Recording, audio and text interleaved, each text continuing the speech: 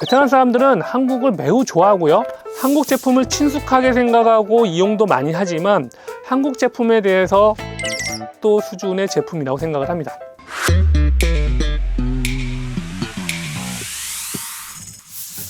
안녕하세요. 한투의 베프 베트남 프로 유용국입니다. 많은 분들이 베트남에 관련돼서 저에게 질문하시는 것 중에 하나가 베트남 사람들이 한국을 좋아하나입니다.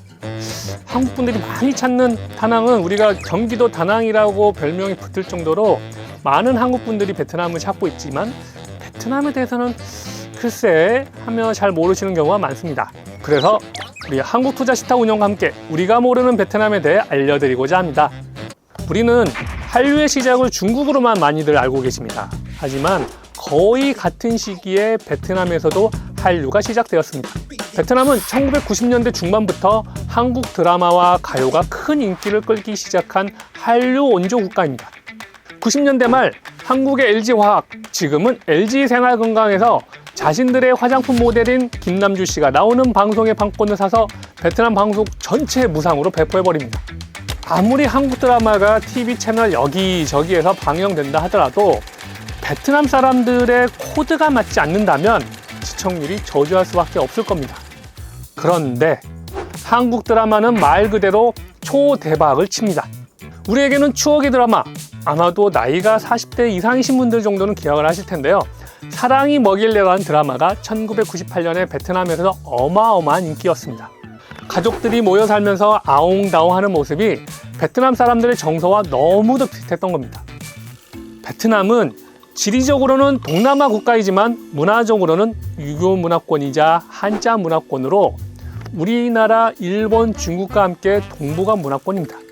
베트남의 이웃나라인 캄보디아나 라오스, 태국과는 전혀 다른 문화입니다.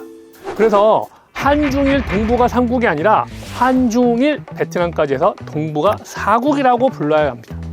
동남아 지역에서는 일본과 중국의 영향력이 절대적입니다.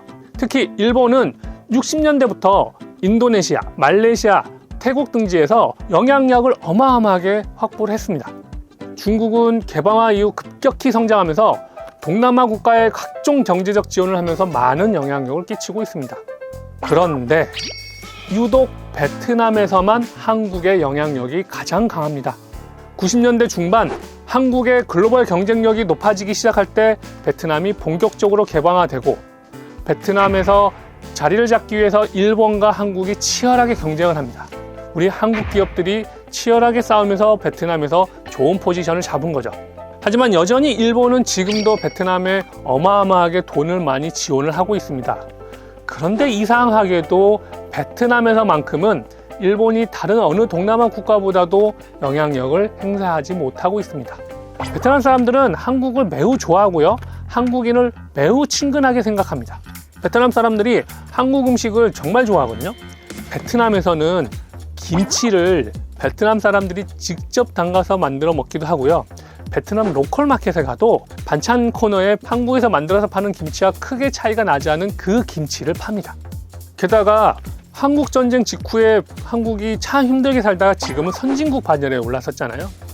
예전에는 우리보다도 못 살았을 때 이제는 한국이 세계의 선진국 대열에 들어설 정도로 됐으면 우리도 한국처럼 열심히 하면은 우리도 언젠가는 선진국이 될 수 있다라고 하는 생각 때문에 한국을 롤 모델로 삼고 있기도 합니다.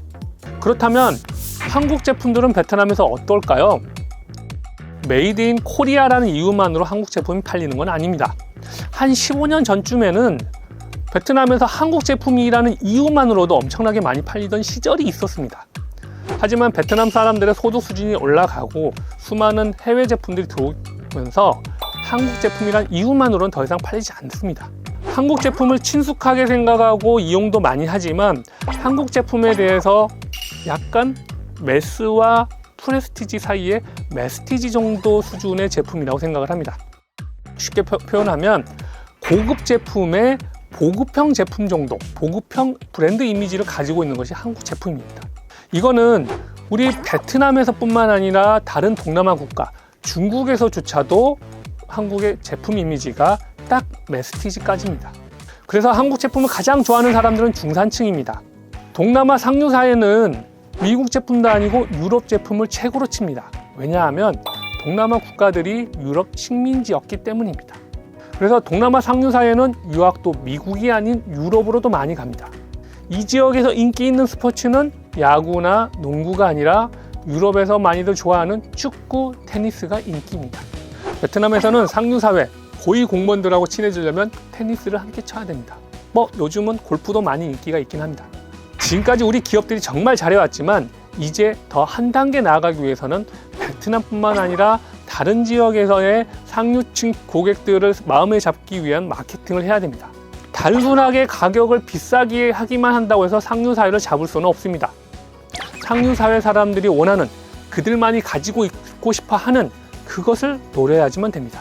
오늘은 베트남에서의 한국의 위상, 한류의 원조국가 베트남에 대해서 말씀을 드렸습니다.